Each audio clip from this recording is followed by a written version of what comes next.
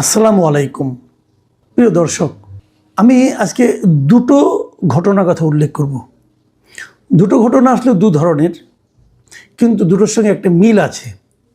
মিলটা হলো এমন জায়গায় যে আমরা যে নতুন সরকার পেয়েছি, এই নতুন সরকারের আমরা এরই মধ্যে বহুবার আমাদের যিনি মাননীয় প্রধানমন্ত্রী আছেন তারেক রহমান, তার বিভিন্ন কর্মকাণ্ড, কথাবার্তা, আচার আচরণকে আমরা নানাভাবে প্রশংসাই করছি, কারণ আমরা এর মধ্যে একটা নতুন কিছু যেন দেখতে পাচ্ছি।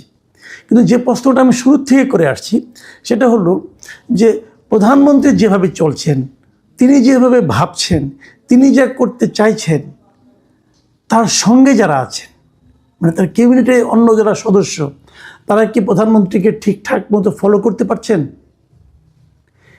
আমি দুটো ঘটনার কথা বলবো।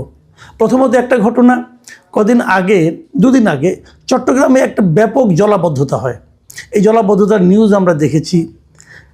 দুদিন আগে আমি প্রথম আলোতে একটা নিউজ দেখলাম যে মাত্র 10-15 মিনিটের মধ্যে একটা খাবারের দোকান কীভাবে নষ্ট হয়ে গেল।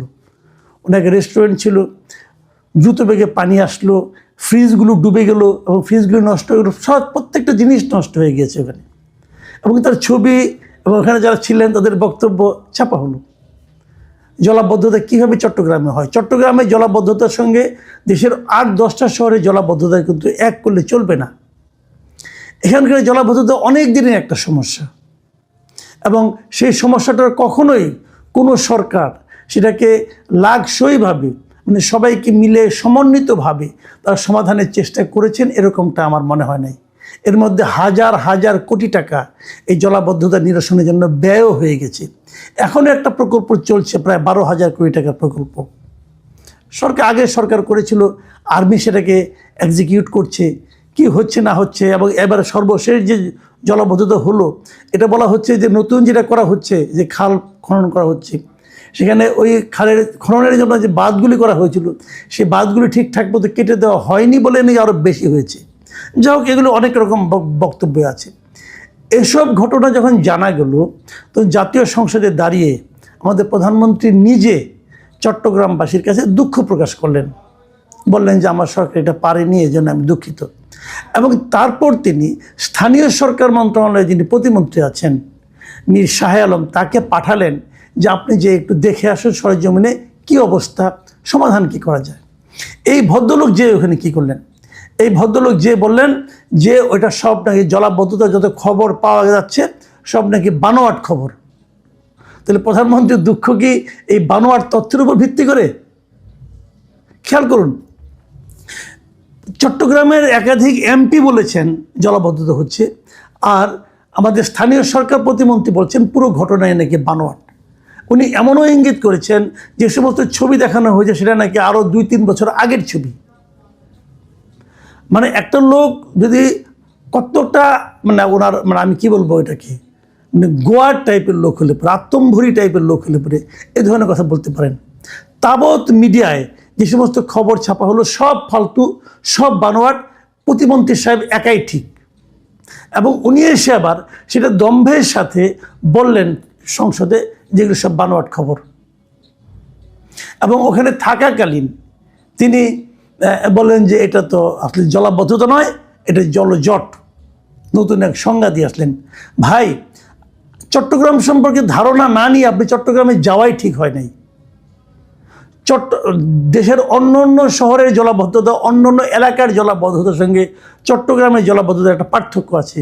এখানে এসে জোয়ারের পানিও যুক্ত হয়, কারণ পাশেই সমুদ্র, এবং জোয়ারের পানি যুক্ত হয় বলে ওটা কিন্তু দিনে দিনে আবার চলেও যায়। ধরেন আপনার 8-9 ঘন্টা 10 ঘন্টা থাকলো, এতেই কিন্তু যা ক্ষতি হবার হয়ে যায়, আবার পরের দিন আসে। এগুলো আপনাকে বুঝতে হবে।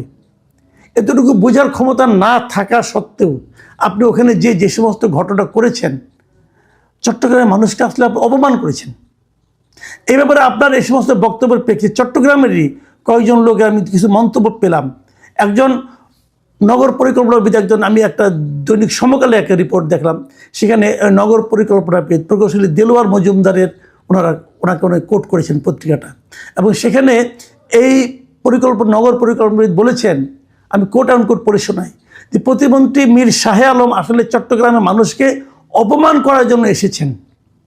যেখানে প্রধানমন্ত্রী জলবদ্ধতার জন্য দুঃখ প্রকাশ করলেন, সেখানে প্রতিমন্ত্রী উল্টো কথা বললেন। তিনি তো চট্টগ্রামে মানুষের দুঃখ দুর্দশা নিয়ে উপহাস করলেন। ভাবুন একবার, সেখানে একটা অনুষ্ঠানে কথা বলার সময় মেয়র শাহাদাত যখন কথা বলতে চাইছিলেন, তখন প্রতিমন্ত্রী তাকে থামিয়ে দিলেন এবং তারপর সিডিএ চেয়ারম্যানের সঙ্গে নাকি তিনি দুর্ব্যবহার করেছেন। এগুলো আমরা এই রিপোর্টে পেলাম। এবং এই দেলোয়ার মজুমদার আরও বলেছেন প্রকৌশলী যে কারোর সঙ্গে দুর্ব্যবহার বা জলাবদ্ধতাকে অস্বীকার করলে তো সমস্যার সমাধান হবে না, সংকটটা কোথায় সেটা দেখতে হবে। 8 বছরেও কেন সিডিএর মেগা জলবদ্ধতা প্রকল্প শেষ হলো না, সেসব দেখা দরকার। এখন প্রতিমন্ত্রী সেসব না করে জলাবদ্ধতার নতুন সংজ্ঞা দিলে তো হবে না। তিনি বলতে পারতেন সরকার মাত্র এসেছে, কেন জলাবদ্ধতা হচ্ছে সেটা খতিয়ে দেখা হবে, জলাবদ্ধতা হয়নি এই মিথ্যা কথা বলার কি দরকার ছিল। তার মানে এই যে মীর শাহ আলম সাহেব উনি এখানে গেলেন, প্রতিমন্ত্রী যে সমস্ত কথাবার্তা বললেন, যা আচরণ করলেন, তাতে কিন্তু উনি বলতে গেলে চট্টগ্রামে মানুষকে অপমান করেছেন, চট্টগ্রামে মানুষের কাছে সরকারের ভাবমূর্তি নষ্ট করেছেন এবং এবং প্রধানমন্ত্রীর যে বক্তব্য সেটাকে পর্যন্ত উনি অবহেলা করেছেন। কেন? ওনার এই সমস্ত কথাবার্তার মাধ্যমে, এগুলো তো আসলে অজ্ঞতা এবং মূর্খতার কারণে হয়েছে। এই কথাবার্তার মাধ্যমে সরকারের ভাবমূর্তি কি চট্টগ্রামে উজ্জ্বল হলো? দেশের কোথাও হলো? উনি নিজেকে কি মনে করেন? উনি মহাজ্ঞানী। দেখুন, এটা নিয়ে সোশ্যাল মিডিয়ায় কিছু বক্তব্য হয়েছে। আমি দুটো মন্তব্য আপনাদেরকে পড়ে শোনাবো। চট্টগ্রামের একজন সাংবাদিক মোহাম্মদ শামসুল হক, তিনি তার ফেসবুকে মন্তব্য করেছেন যে প্রতিমন্ত্রী খুব একটা খারাপ বলেননি, আসলে পানিতে শহর ভাসছে না, বরং ডুবেছে শহরবাসী, ঘরবাড়ি, জানমাল, যানবাহন। আর আরেকজন রিয়াজউদ্দিন বাজারের একজন ব্যবসায়ী আবু বকর মেহেদি, উনি মন্তব্য করেছেন যে সরকার পতনের জন্য বিরোধী দল লাগে না, এরকম একজন প্রতিমন্ত্রী যথেষ্ট। আমি মনে করি এই যে পাবলিক পারসেপশনগুলো, এগুলো সরকার তার বিবেচনায় নেবেন। আমি সরকার প্রধানকে বলবো, এমন লোকের উপর দয়া করে নির্ভর করবেন না যে আপনার সরকারকে সাধারণ মানুষের কাছে বেইজ্জতি করতে পারে, সাধারণ মানুষের কাছে অজনপ্রিয় করতে পারে।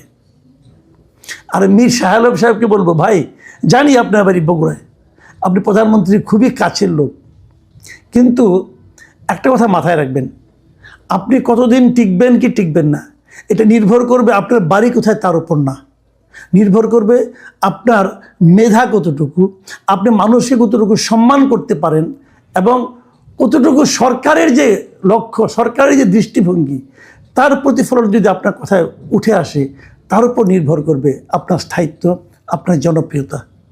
দয়া করে প্লিজ এটা মাথায় রাখবেন। আমি আরেকটা প্রসঙ্গ বলে আলোচনাটা শেষ করব। সেই প্রসঙ্গটা হলো, আজকে আইনমন্ত্রী একটা বক্তব্য, আইনমন্ত্রী বলেছেন এই যে 10 বছর পর তনু হত্যা মামলার জট খুলছে, উনি বলেছেন যে প্রধানমন্ত্রীর অভিপ্রায়ে এইটা খুলছে।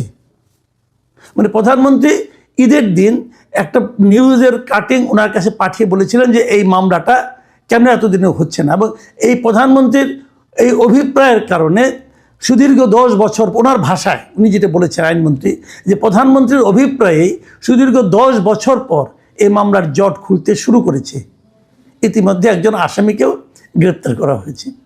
এবং এই কথা বলার মাধ্যমে উনি কিন্তু প্রধানমন্ত্রীর প্রশংসা করলেন, তাই না?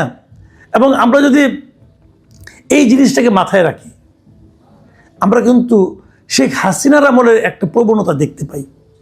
সেই প্রবণতাটা হলো, যে কোনো কিছু ভালো কাজ হচ্ছে চট করে শেষ সময় দেখতাম বলতে প্রধানমন্ত্রীর অভিপ্রায়ে এটা হয়েছে, প্রধানমন্ত্রীর হস্তক্ষেপে এটা হয়েছে, প্রধানমন্ত্রী বলেছেন বলে হয়েছে। এই যে মানসিকতাটা, এর মানসিকতার মাধ্যমে ওই সময়ে প্রধানমন্ত্রীকে এক ধরনের তেল দেওয়া হতো, নির্জলা তেল, এবং মানুষের কাছে বলার চেষ্টা করা হতো আমরা কোনো মন্ত্রী কোনো কাজ করি না, যা কিছু করেন প্রধানমন্ত্রী, এবং উনি করেন বলেই আমরা করি, উনি আছেন বলেই আমরা আছি, উনি বলেন বলে দেশটা এরকম ভালো চলছে। এই যে প্রবণতাটা, এই প্রবণতাটা ওনাকে আসলে তেল দেওয়া হয় না, ওনার ক্ষতি করা হয়। দেখুন আরেকটা মামলা, যেমন আমি একটা কথা বলি, আমাদের প্রফেশনে একটা মামলা আছে, যে আমাদের সাগর রুনিকে হত্যা করা হয়েছে, সেটা তো আজকে 1 দশকের 1 যুগেরও বেশি সময় হয়ে গেল। এখন আমরা কি বলবো এটার মধ্যে প্রধানমন্ত্রী হাত দেন? যদি এই মামলার মীমাংসা না হয় তাহলে আমরা কি বলবো প্রধানমন্ত্রী হাত দেন নাই বলে, প্রধানমন্ত্রী অভিপ্রায় ব্যক্ত করেননি বলে এই মামলার সমাধান হয়নি? এটা আমরা বলবো? প্রধানমন্ত্রী যখন অন্য কোনো মন্ত্রণালয়ের একটা বিষয়ে অভিপ্রায় ব্যক্ত করেন, তখন বুঝতে হবে প্রধানমন্ত্রী আসলে ওই মন্ত্রণালয়ের কর্মপদ্ধতির ব্যাপারে অসন্তোষ প্রকাশ করলেন। প্রধানমন্ত্রীর অভিপ্রায়ের কথা আমরা জানবো কেন? আমাদের জানার তো কোনো প্রয়োজন নাই। এটা স্বরাষ্ট্রমন্ত্রীর মন্ত্রণালয়ের দায়িত্ব, তারা এগুলো তো রেগুলার ওয়ার্ক, তারা এটা করে নাই কেন? প্রধানমন্ত্রী বলবে তারপরে কাজ হবে। এক প্রধানমন্ত্রীকে দিয়ে কত কাজ করাবেন ভাই? কত কাজ করাবেন আপনারা? নিজেরা পারেন না, কিছু একটা হলে প্রধানমন্ত্রী চেয়েছেন, আপনি প্রধানমন্ত্রীকে তেল দিলেন নাকি ওনাকে ডুবানোর চেষ্টা করছেন? এত স্তুতি ভালো না। প্রধানমন্ত্রী কি পারেন কি পারেন না সেটা আমরা দেখেছি। উনি কি করতে চান, কীভাবে সরাসরি বলতে চান, কীভাবে আকার ইঙ্গিতে বলতে চান, সেগুলো বোঝার মতো সক্ষমতা অথবা মানসিকতা আপনাদের নেই বলে এই দুরবস্থা। প্রধানমন্ত্রীর কয়টা উদাহরণ আপনারা ফলো করেন? অনেক কিছুই করেন না। আমি এগুলি ক্যাটাগরিগুলি বলেছি এর আগেও, আরেকবার স্মরণ করে দিই। প্রধানমন্ত্রী তো নিজে সরকারি গাড়ি নেন না, ড্রাইভার নেন না, তেল নেন না। কেন নেন না? উনি আপনাদের জন্য একটা উদাহরণ তৈরি করেছেন। সেই উদাহরণটা ফলো করেন, তাহলে বুঝবো যে আপনাদের মন মানসিকতা এরকম। আপনারা তো প্রধানমন্ত্রীর চেয়ে কম ধনী না, আপনাদের হলফনামা আমি দেখেছি, ওটা তো ফলো করেন না। কাজেই অপ্রয়োজনীয় তেল দেওয়ার কোনো দরকার নাই। আমি মনে করি আমি প্রধানমন্ত্রীকে অনুরোধ করব, দেখুন আমরা জানি আপনি একা অনেক কিছুই করতে চান, কিন্তু আপনি একা অনেক কিছুই করতে পারবেন না যদি আপনার সহকর্মীরা আপনাকে সহযোগিতা না করেন। তাদেরকে বোঝান, তাদেরকে প্রভাবিত করার চেষ্টা করেন যে ভাই প্রত্যেকটা কথা আমি বলতে চাই না, আপনারা কি জানেন না কী করতে হবে, সেগুলো করেন। আপনারা জানেন মনে করেই তো আপনাদের এই দায়িত্বটা দেওয়া হয়েছে। প্রিয় দর্শক, আমরা জানি না আগামীতে ওই মন্ত্রীরা কি ভাববেন, কিভাবে কি করবেন। তবে আমরা আশা করব, আমরা এই সরকারের সাফল্য চাই, এবং সেই সাফল্য কেবল তখনই নির্ভর করবে যখন প্রধানমন্ত্রীর সঙ্গে ওনার পুরো টিম একীভূত হয়ে একসঙ্গে ঐক্যতানের মাধ্যমে একটা কাজ করতে পারবে। এখন এ পর্যন্তই। আল্লাহ হাফেজ।